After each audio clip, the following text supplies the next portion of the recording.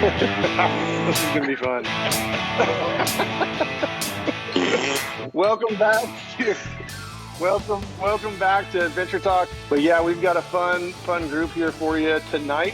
Special thanks to our sponsors, Midland USA, OK Four Wheel Drive, and Bilstein, for helping us put this together here tonight. So yeah, let's go around and do an intro. Dean's back from Blue Ridge Overland Gear. How you doing, Dean? I'm good. I actually ran up to my brother's place and picked up some ear savers for when you wear the mask. He's got a 3D printer, so he printed off about 100 of those for me to hook up because we're going to start making masks at Brog soon. So we're going to have those, and then also just for me and a couple people I know, they just take the pressure off of the ears, so it's like a little comb, and then you can hook the elastic to that. Yeah, I was wondering when Blue Ridge was going to jump on making a mask. I mean, they've got all the materials and all the skills there. So I'm sure we're going to be seeing those coming out pretty soon then, huh? Yeah, it was just a matter of sourcing some of the materials and then finalizing a design and whether we're going to make them to sell or make them for other people or, the hospital didn't want any. So it was kind of like, okay, well then what, Daryl from Victory 4x4 is joining us. He's new to Adventure Talk. Welcome. Hi, Adventure Talk. How's everyone tonight? Hello, my name is Daryl, and I'm on Adventure Talk. I'm contractually obligated to say Adventure Talk. Not double A, just AT. So yeah, where are you located? Where is Victory based out of? We're in West Michigan, specifically like Portage, Michigan. If you're familiar, kind of let me show the hand. We are here in Michigan. So yeah, it's been interesting. It snowed one day last week, and then it was 70 the next day. So the weather's been fantastic. Awesome. Well, in case you were wondering, I live in West Virginia, and I live right there. That's perfect. That's perfect. Oh, God. Well, tell us a little bit about what your world's like up there right now. Everybody's kind of curious about that at this point. Well, so most of the cases as they were are in Detroit, which is a few hours from us. So around me, obviously the shutdowns are happening and everything. So traffic's a little lighter. You can't go to restaurants, you can't go to bars, all that stuff. 2 weeks ago, they stopped dispersed camping. So all that's done, and then 3 days ago, the governor put an order in for no motorboating, and that kind of stuff. So it's getting locked down more and more and more.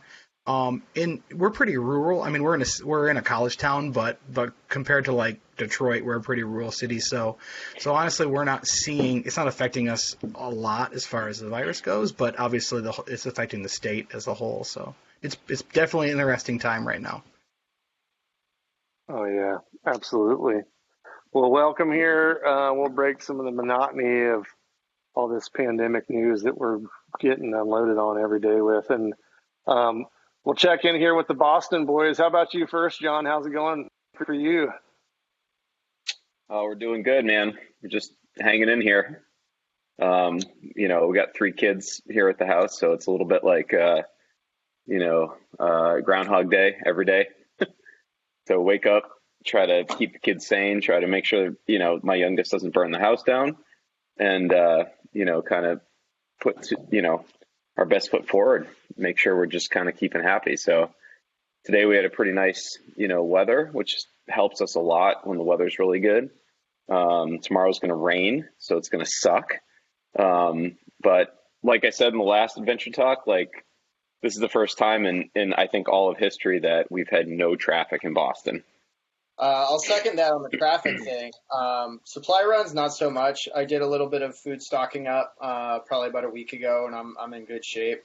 But with the lack of traffic, it's been really nice when I've been riding my bike a lot lately, and not almost getting hit by a car every 2 seconds has its perks. Outside of that, the weather's been getting steadily better. I went out 2 days ago on a bike ride, and I was in the middle of the woods, and it started hailing on me. And then all of a sudden, it was 60 degrees and sunny 5 minutes later. So that's New England for you. But it was beautiful today, and I'm just trying to push through and see when all this will wrap itself up. I had Friday off from work, and I took the family hiking up in the Highlands, and it started snowing, and left about an inch and a half or so. So it was a fun Friday afternoon to spend. And then, of course, it was 65 degrees today. So typical West Virginia weather. How about you, Daryl? What are you drinking? Bell's Brewery, if you've heard of them, is my local brewery down the road, and it's the Hop Slam. So it's just a 10% honey IPA, basically. So a couple left in my stash. They're not, it's seasonal, so. Being a lager. So, move to Virginia, you got to drink your Virginia beer. Yeah. I got my water because I'm hydrating after a ride today. And then I'm about to crack a Rock Art brewery. This is up in Vermont, because you know me. I got to drink all the Vermont beers. Really cool story. My first year of college in Vermont, we actually would go to this couple's house to buy brewing supplies. My good buddy and I would brew up there in our dorm room, believe it or not. And they would give us like brewing supplies. So this is Rock Art, and now they've become pretty big. And they're up there in Vermont, like in sort of the northern central portion of Vermont. So I'm going to crack it. Nice. TL smoothies all the way. Oh, man. The mountains are blue, too, man. Dang. Top the Rockies. Cold as the Rockies, man. Yeah, right. The can changes blue, right? I'm also guys, hydrated right now. I heard there was a storm coming. So I came prepared. I got the hurricane. Category 5 Oh, here. God. Oh. Is that malt liquor? No. Yeah. No. Category 5. Yeah, and I'm not drinking that. I got Greenbrier Valley Brewing Company Devil Ants in this glass, and when that's done, I've got the Great Outdoors Virginia Pale Ale here. It's a pretty awesome little bottle, as you can see. So yeah, somebody put this in my cooler on one of our raft floats that we did as a joke, the hurricane, right? Category 5 coming at you. So it kind of permanently sits on my shop bench here in case desperate times call for desperate measures. So yeah, when shit goes down with this pandemic, that's when that thing is going to get opened up. So good. So we like to drink good beers here. Thanks for sharing, guys. We're going to skip the news, everybody, because before we started this thing, I asked everybody if they had anything industry related news, obviously outside of the situation that we're all in right now. And we just kind of drew blanks. So there's not a lot going on because nobody knows what's going on at this point. So we're going to stick with adventure, and we're going to stick tonight with trail armor. So we've got Daryl from Victory 4x4 here to kind of talk with us through some of these questions that we're going to address here tonight. But there's so many products out there available for trucks, let alone just trail armor, skids, sliders, bumpers, and underbelly protection, everything like that, and in just one category of outfitting a vehicle. So what we thought we would do is we'd break this down into, 3 questions. The first question being why trail armor? Like, why do I need it? And the second question is, what do I need first? And then the third question is, how do I know I'm getting quality, right? So what goes into that? What sort of testing goes into that? Daryl, give us a little bit of history on Victory and kind of the product set that you guys have there. So Victory 4x4 is the sister company of JCR Off-Road, who does Jeep armor bumpers, and that kind of stuff. So JCR Off-Road started first. We started in 2002. So we did and still do make Jeep only bumpers, sliders, armor, accessories, that kind of stuff. And then a few years ago, we kind of saw the need for the same kind of stuff we were doing in the Jeep market in the Toyota market. Because up until then, like when we started wheeling when we were kids, somebody in the group had a Toyota or a Samurai or something.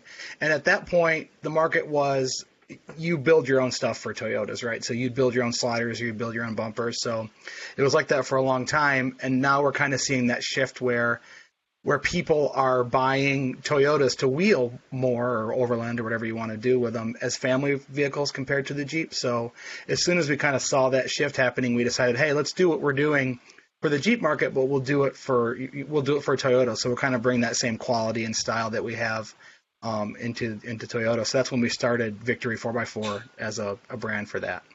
Awesome. Yeah. So there's kind of a little bit about Daryl and Victory, and go ahead and lead us into this first question. So why? I mean, we can talk. We could go full spectrum with this and talk, rock crawling, off roading, but we're talking about overland specific travel.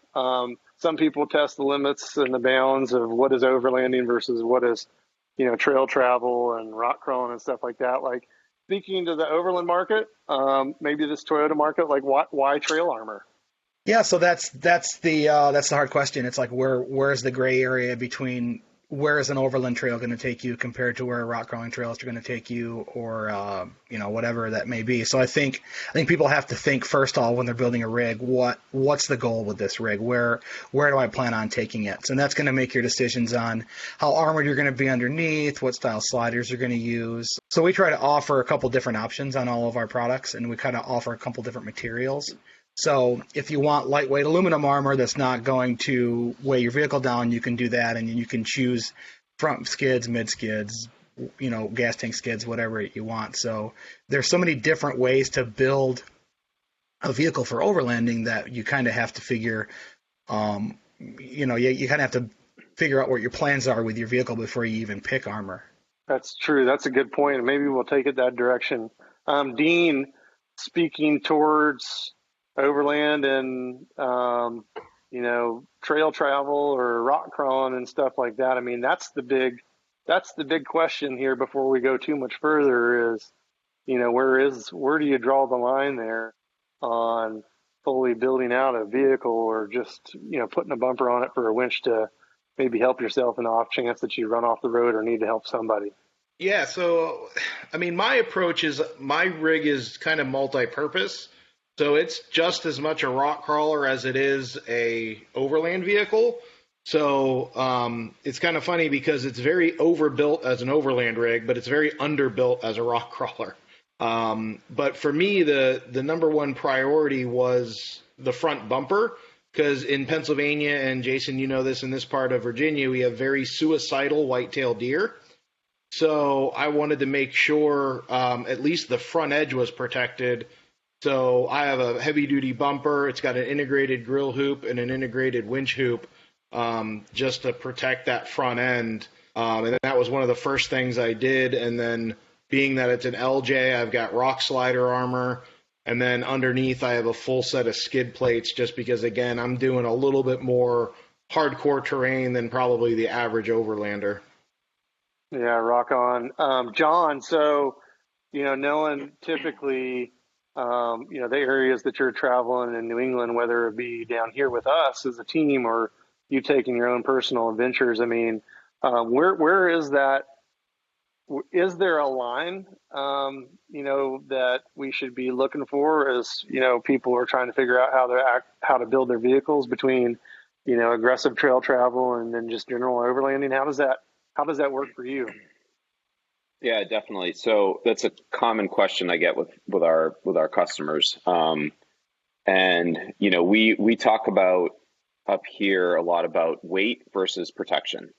And in New England, especially Vermont, New Hampshire, we have a lot of really jagged rocks. So I tell my customers, if you're going to bring your trucks out on the more sort of like extreme level, class 4 roads in Vermont, you need to start preparing to like deal with the weight and put steel protection, especially skid plates underneath your vehicles. The aluminum skid plates just don't hold up. They get caught up in some of the jagged rocks. But if we have a customer who's like, hey, I'm just going to take my vehicle, across the country, I'm not going to do a lot of extreme wheeling.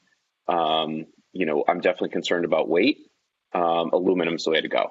So, we kind of cater and talk about the specific needs and the type of terrain that you're going to be traveling, and then we sort of suggest the type of material based on that. Yeah, good point. And I'll make note here on steel and aluminum. I think we're going to visit that with Daryl here in a minute. Ben, when you built your Land Rover, you made some very specific decisions on how you outfitted that for armor. Can you speak to why you didn't go full board on that and why you stuck specifically with just the front bumper? Yeah, so that build, once again, it was a budget build. We sort of thought about where I was going to be going with the truck. Given that I was just kind of starting out with the build, I figured just get it to a point where I can get through some relatively easy trails. And if I get stuck in something, I'll be able to pull myself out and protect the front end for, once again, New England. We have suicidal deer also. So the bumper really played into that. But really, I haven't gone so far as to do sliders or anything on it yet. I would like to do sliders in the future, especially given some of the trails that we hit in New England. There's definitely I ran my Tacoma before without sliders, and I did incur some body damage as a result. So basically staying within the budget guidelines for that build, it wasn't in the budget to do sliders at that time. But I think in the future there may be some sliders and some skid plates involved in building up that truck a little more to handle a little more exploration. Speaking for us and Mountain State, we're building these vehicles to be, our production vehicles to basically take them wherever we can go. One, two, to be guide vehicles so that if we need to assist in recovery, we can facilitate that and do that safely. We've been in situations where we've had to pull trailers out of the woods, recover vehicles and things like that. So being able to get our trucks in a position sometimes to recover a winch a vehicle out of the way or into safe travel or a safe position sometimes requires the vehicle to be leaning up against a tree and things like that too. So that's why we go full out when we're building some of these Toyotas or Land Rovers. If we can keep it on the road and keep an engine in it, we'll be in great shape. That's why we're building these vehicles like this. Let's talk about steel versus aluminum. What's the deal? I know we've had conversations about that too personally, but can you talk to that a little bit? If you want to just leave price out of it, because material cost is so much more with steel and fabrication techniques and stuff, you get about half the weight out of aluminum. So most of our aluminum stuff is 1/4 inch. But you're going to get, so over steel, you'll get about half the weight, so which is awesome. Aluminum obviously isn't as strong as steel. But like we said, it just really depends on what you're looking for your rig. I like a mix personally of aluminum and steel. So on my truck, I'll run like an aluminum front skid, an aluminum mid skid, and then I'll run a steel transfer case skid and a steel gas tank skid. And that's just because the chance of me hitting something is going to be that mid or that transfer case skid and that gas tank skid the hardest on a breakover. So if I find myself on some trail, I'm not worried about damaging that skid, dragging again the whole way to the vehicle over a rough edged rock or whatever that may be. So I think aluminum's awesome, and I love the weight savings and stuff. But you kind of have to be willing to sacrifice it, if that makes sense. Because you could definitely damage that armor doing something. So I think the question is, you may not plan to get your vehicle stuck somewhere, but there might be a chance that you're out alone on some trail you've never been on before. And I've definitely been in situations where I didn't expect to hit a rock slider or hit a skid on that trail, but it happened. So I think people have to just kind of figure out where they're going to go. Maybe it's a hard choice because aluminum's also a bunch more money too. So what do you do with that? John, I know we had a conversation. It's probably been a month and a half ago, I think, but we were talking aluminum versus steel. What was your viewpoint on steel versus aluminum? But I did build a set of skids for an old FJ40 Land Cruiser I had out of aluminum. And we, multiple times off-roading in the sort of traditional New England rock, which is very jagged, very sharp. Those aluminum skids, you'd plant the vehicle down on the skids and they'd actually gouge the aluminum and we get hung up on it versus, if it was steel, it would just slide right over it. Again, I can't speak to, bending tab mounts and stuff like that. That hasn't happened in any of my vehicles. But, just going back to sort of the pliability of aluminum, like it's light, it definitely flexes more, but in New England, it gouges and it can actually create like a situation where you get hung up on it. And that's been my issue with aluminum. That's why I've gone all steel. Dean, I'm kind of interested to hear your thoughts on this. I wouldn't say it's a steel versus aluminum conversation. It's just trying to help people understand what decisions they need to make for the vehicle that they're building or the terrain they're tackling. Yeah, so for me, it was a very simple equation. Everything I have is steel. So obviously I have a little bit of a weight issue on my Jeep. But, like we mentioned, aluminum will bend, aluminum will gouge, and aluminum will tear. So for me doing the rock crawl stuff, I just wanted steel all the way around. Where I would probably use aluminum might be for like a front brush guard for beating down weeds or something like that, or maybe, protecting the exhaust or something like that. I might use aluminum there, but even then, for me, just my underbelly, I had a full steel skid plate protecting my oil pan and transmission pan, steel belly pan, which was the factory one. And then my gas tank, which the gas tank itself is aluminum, that's protected by a steel skid plate. And then the rock sliders and bumpers are all steel just because, I'm going to be in a pretty hard environment, whether it's Moab or Uwharrie or Roush Creek or something like that. So again, like I would say aluminum would work for, deflecting small trees and brush.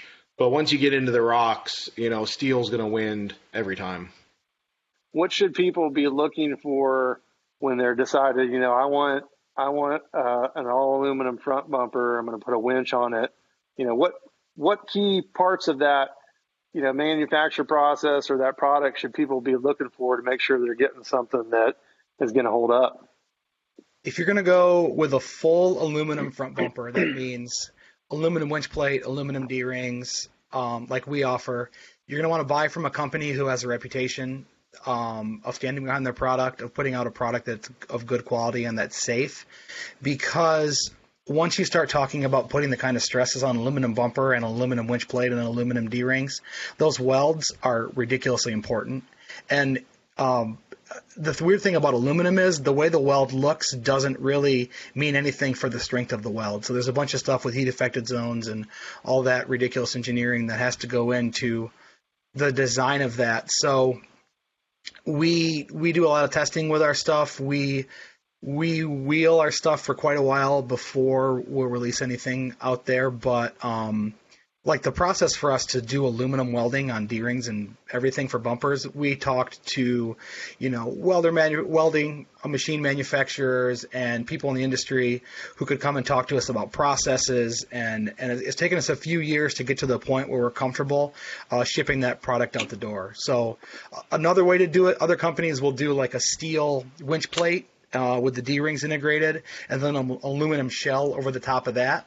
So that's another way to take care of that problem, but you're not gaining all of the the weight, or losing all the weight rather, if you do that. So yeah, it's interesting engineering that has to go into like our front bumper for aluminum. It took us quite a while to figure out a process that was safe, because you have to be safe not only for whatever load factor you assume people are going to put on it, but 3 times above that. So. No, this is a good adventure talk. This might be one of the most serious adventure talks we've ever had. I'm sorry. No, this is great.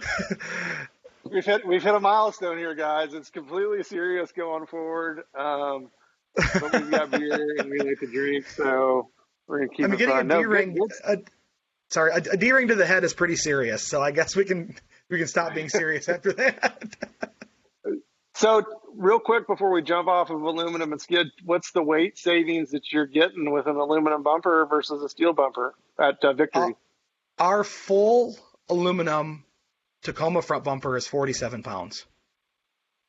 And the steel bumper is 96 or 98 or something like that. So that's 47 pounds out the door in a bumper that you can throw a 10,000 pound winch on and get yourself out of the rocks. So it's pretty awesome.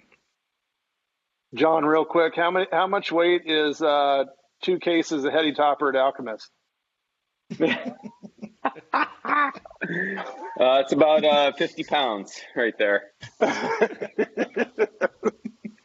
There you go, boys. We got a plan here now. So, Yep. No, but in all seriousness, like, it's not a huge weight savings, but it is an option here. So, all good talking points. So, all said, we're going to go back to Ben here. He kind of highlighted it already. We're talking trail armor. What's the piece that you would get first? I think we know what you did on the budget build, but you were talking about what's the next piece for you? Sliders and skids. It's probably sliders first, skids second. Situations where crawling a larger rock series, you're gonna catch your rocker panel probably quicker than you're gonna catch underneath. But I definitely think sliders are probably next on the list. Well, I'm going to go ahead and agree with you on that, and I'll talk about that when it's my turn. But Dean, for people that are exploring this for the first time, what piece of trail armor would you recommend first? So I will just say exactly the order that I did on my Wrangler Unlimited on the LJ. I did sliders first, then I did bumpers front and rear, and then I did an engine and transmission skid plate, kind of in that order. Was kind of my method of going, I want to protect the body, plus the rockers also act as a step, so getting in and out of it is nice. And then, like I said, front bumper to protect the deer. The rear bumper gave me a 2-inch receiver with a pair of D-ring mounts plus a heavy-duty swing-out tire carrier, so a lot of functionality with that, carrying that heavy spare tire. And then, that oil pan on a Jeep Wrangler is super vulnerable, so anything to protect that, is definitely essential. First, I'd recommend Purell. Keep you safe on the trail. Make sure your hands are clean. You're not going to die from no COVID. So I heard if you drink that, it kills COVID. Number 2, a good. No, never mind. Sorry. I digress. We just scared Daryl away. Oh, he's back. Good. So to be straight up, like, to bring it back to serious, it depends on the vehicle platform. If a customer comes to us with a Jeep Rubicon, that comes prepared with very different protection than like a Tacoma. So most of the stuff we do is Toyota. So if a customer comes with us with like a TRD Pro, based on everything that we know that's like the weak point of that vehicle is you got to put sliders on it. It's a long wheelbase vehicle. We're in New England. We have a lot of breakover, a lot of rocks. So it's got to be sliders. Aside from the fact that you build all of this equipment, what is your, from your experiences on the trail, Jeep, and you've got a Tacoma too, and knowing what people think they need and realistically, what do people need first when they're talking trail armor? Sliders, just because a rocker panel is really, really, really expensive to replace. It might be more expensive than a transfer case. So I think that sliders are probably the most important part first, and then I'd say some sort of underbody skids. And then maybe, I guess if you're going out alone a lot, I'd say a winch before underbody skids, but you want to be able to get home, I think is the most important part. So sliders, underbody skids. Yeah. Yeah. No, wow, great. So, and I'm going to go with sliders too. The first 2001 Tacoma that I owned, I drove over a log out in the woods and it slammed up and just hit my rocker panel, and that was it, right? So after that, when I started building trucks, the first piece of equipment I put on them all the time was always sliders. So let's talk about that for a second. Like I've installed sliders that have been drill bolted to the frame, drilled through the pinch weld for rigidity. I've had sliders welded to the frame on our old 4Runner that we used to have. Gabby's got sliders U-bolted to the frame. The slide steps that we had on our last Tacoma were actually integrated in with the bumper and then the cross member, as well as U-bolted around the frame. So what should people be looking for, Daryl, when they're looking for a solid slider as far as mounting goes? It's kind of personal preference for people. Welding on is obviously going to be the strongest, arguably, I guess, the strongest connection method. But with Toyota's history of frames, I'm kind of afraid of grinding down the Toyota frame and welding onto it and dealing with the corrosion that happens with that. We can get so close at this point with a bolt-on slider option that I don't think that it's that much of a liability to do a bolt-on as opposed to a weld-on. With the body on frame, you can't really do a pinch weld attachment point with the sliders. You can with the Jeep, there's ways around it, but with the Toyota, you really have to do frame mount only. So I'd say bolt-on is fine if you're really building a truck that you're just going to go beat in the rocks and just take rock crawling on the, follow Jeeps on rock crawl trails, and yeah, weld-on is going to be the ultimate option.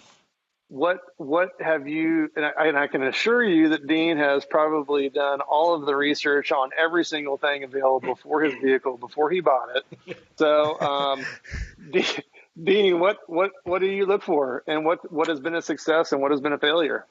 So I'm going to preface this by telling a little bit of a story. Back when I was shooting rock crawl competitions, I was at Roush Creek Off-Road Park, and I watched a Class 2 Jeep, which was basically, they were limited to 35-inch tall tires, front lockers, so still could be street legal, but, you're flirting with the lines of it being pretty much a dedicated trail rig. And I watched this Jeep Wrangler TJ come down off of a very steep drop-off and basically stand up on the front bumper, and just pause straight up and down, 100% of the weight of that Jeep sitting on the front bumper on that winch hoop. And then the Jeep rocked back a little bit. He hit the throttle, drove out from underneath it, and all four tires landed on the ground. And I turned to the person next to me and I said, if I ever get a Wrangler, I want that bumper. And fast forward a couple years, I get an LJ, and I went to the company that made that, A to Z Fabrication in Pennsylvania. Basically, it's like a 2 or 3 man shop. Everything is, handmade. I mean, it's basically like, precision, attention to detail, very well thought out. And the grill hoop and the winch hoop are actually the same DOM tubing you would make a roll cage out of. So there's a lot of strength in there. And for me, like Daryl said, you want to go to a company that has a reputation. And for me, putting a name with that reputation is key. And sadly, the owner of A to Z Fabrication recently passed away. But I was friends with Zach for a number of years, seen, roll cages that he built take a tumble off the side of a cliff and be fine. I've seen his bumpers, like that one just full endo, 100% of the weight of the Jeep on that bumper. And then I also heard a story about a guy with that bumper on the front of his Jeep got hit head on by a crotch rocket motorcycle going 110 miles an hour. And that bumper actually caught the motorcycle. The driver went up and over the Jeep, but the bumper actually caught that bike just because of how well it was built. So to me, that's the kind of stuff I look for.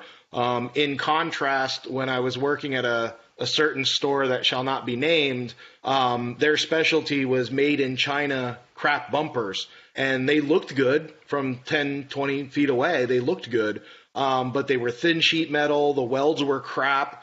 And it really, was the cheap Chinesium stuff that, people tend to loathe.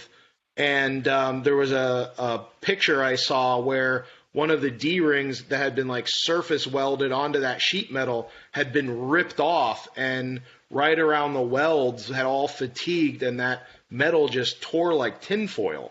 And that again goes back to kind of what Daryl was saying is, the reputable companies are putting a lot of research, a lot of time, a lot of engineering into the bumpers that they make. And these knockoff companies, whether it's made in China or made in Bubba Joe's barn, in the next holler over, they're not putting that engineering in there. They're ripping off and duplicating. They're not doing any real R&D.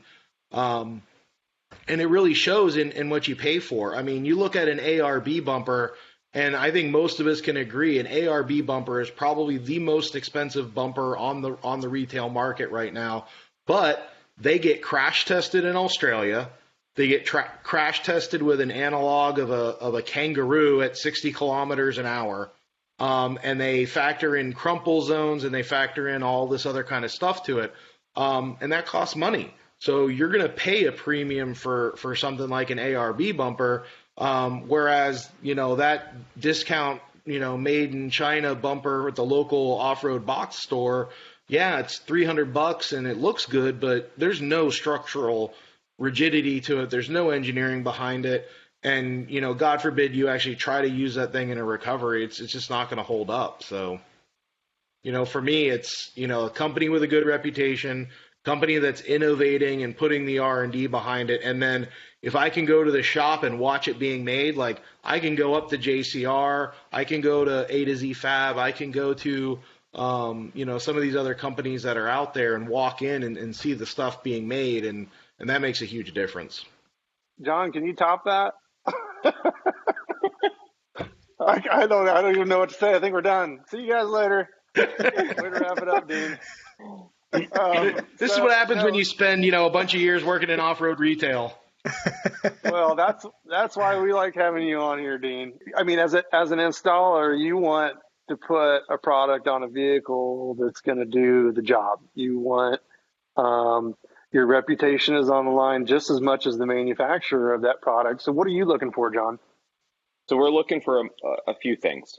So as an installer, as a builder, we're looking for, first and foremost, we're looking for quality. Like we want to know that the product we put on a vehicle is going to be quality. It's not going to fall apart. It's not going to fail, under use. We want to know that it's going to just perform in the way that we expect it. So for us personally, a lot of the products that we basically refer to our customers, we use it personally first. So we want to test the product first. We want to put it out there, get out in the field, beat the crap out of it, make sure it works. So that's I think that's number one. Just make sure the product is amazing. The second part for us as an installer is also working with the company to make sure that, we're getting product on time. The quality control is there. We're not getting product that has to be sent back to be, fixed, that there's issues with it. So, for us, it's twofold. It's an amazing product that we can put on a customer's truck, but it's also amazing product that we feel good that when it comes to our shop, we don't have to send it back. So it's kind of a twofold thing for us. One of the things I thought to add that nobody has really spoken to so far is fitment. One of the biggest things I haven't installed a ton of equipment, but one of the biggest things that I've sort of come across in the installs I've done is parts not being.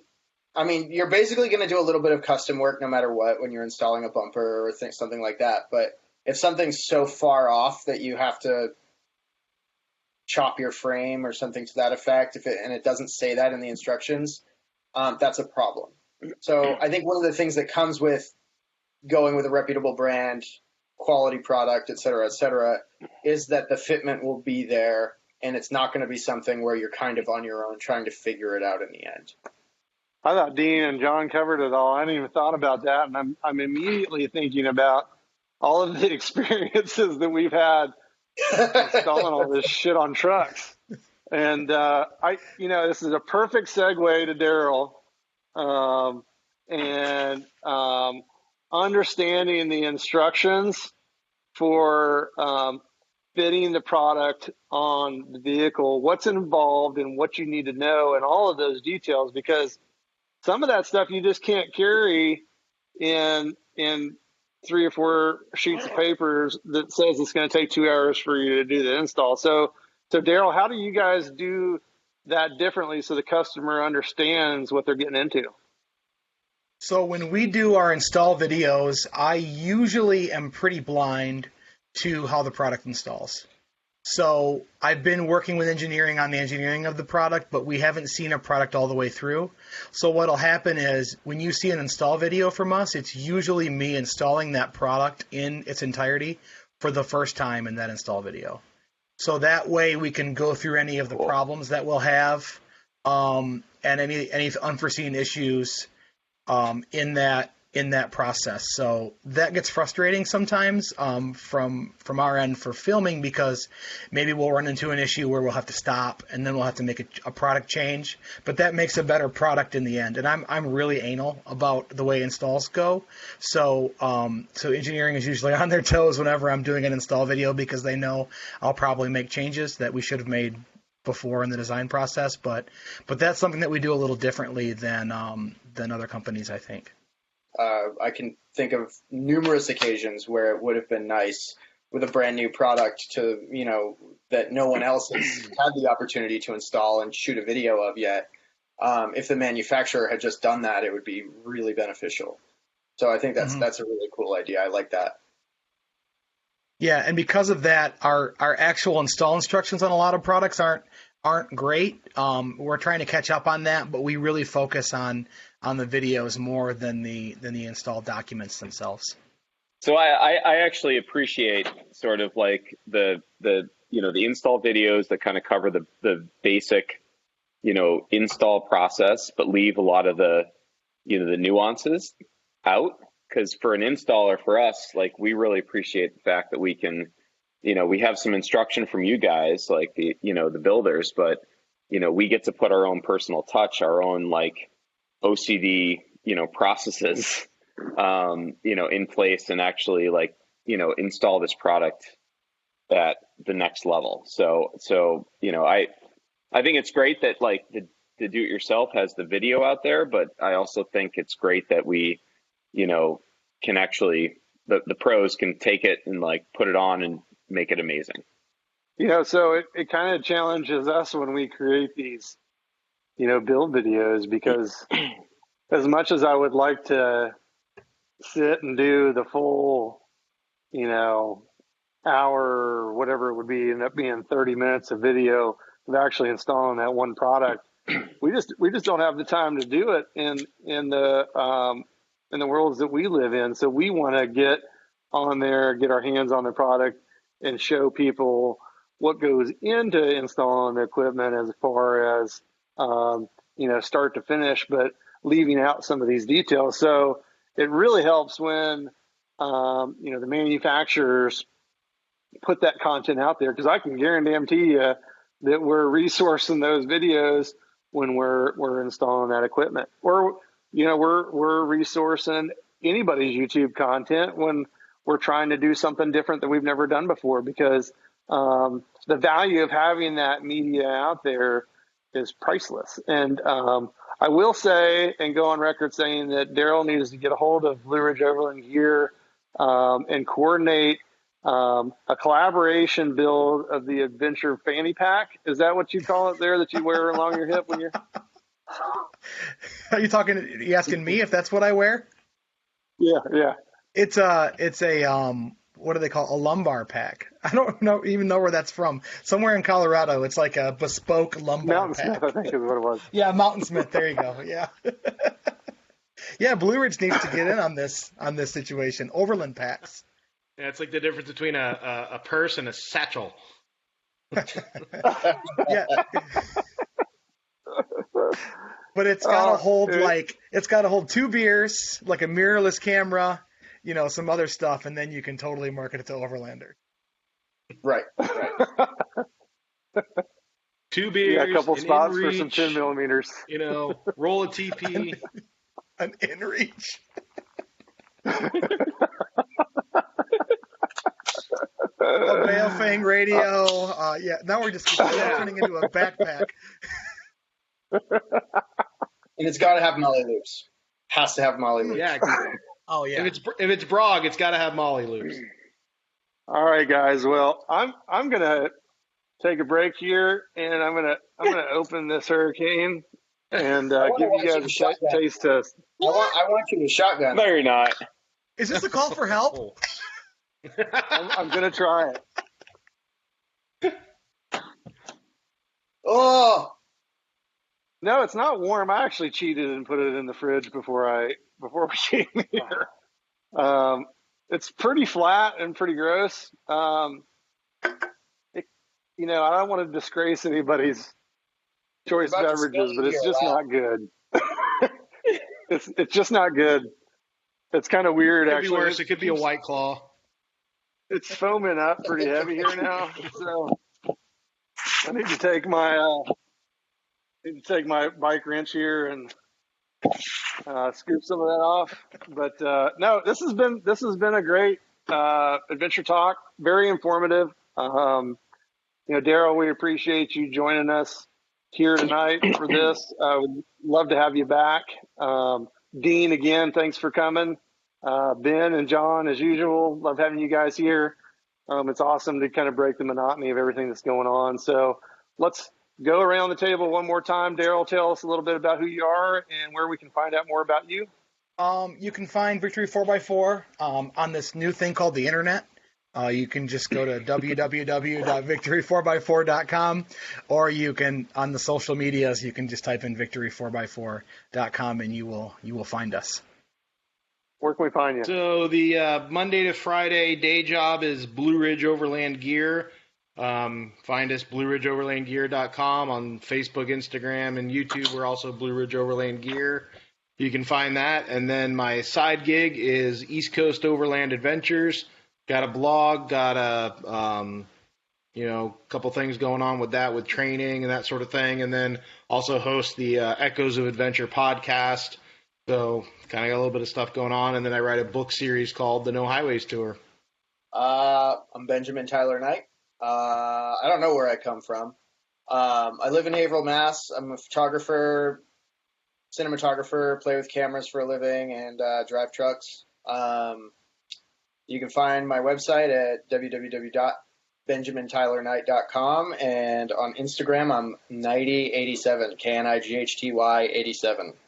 If this is the first adventure talk you're listening to or watching, Ben can grow a beard back after completely shaving it off in straight 7 days, like no doubt, full on growing back. It's already starting to merge back in with the mustache. So, photographer by trade, and recent, vehicle builder. So you can find me on Instagram. Our company name is Rocco Vehicles. It's ROKO.com or RoccoVehicles.com. You can find us on Instagram, ROKO. And you can find me on Instagram also, Brother Photo with an F. And you can find me there. Awesome. I am your host, Jason Speck with Mountain State Overland. Here on Adventure Talk, we'd like to thank our sponsors, OK Four Wheel Drive, Midland USA, and Bilstein. Again, Daryl, thanks for joining us. Dean, great having you back. And John, Ben, we'll see you next time. Sounds good. Later, guys. See you guys.